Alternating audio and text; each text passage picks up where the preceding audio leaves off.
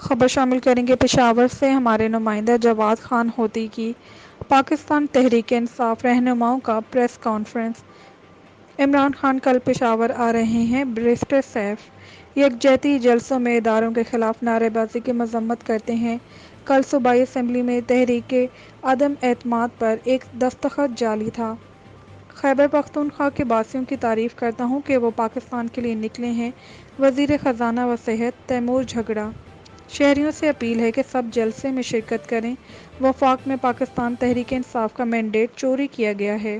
خیبر پختونخوا کی تاریخ کا سب سے بڑا جلسہ کل ہوگا۔ تاریخی موقف اپنانے کے بعد پہلی مرتبہ عمران خان عوام سے مخاطب ہوں گے۔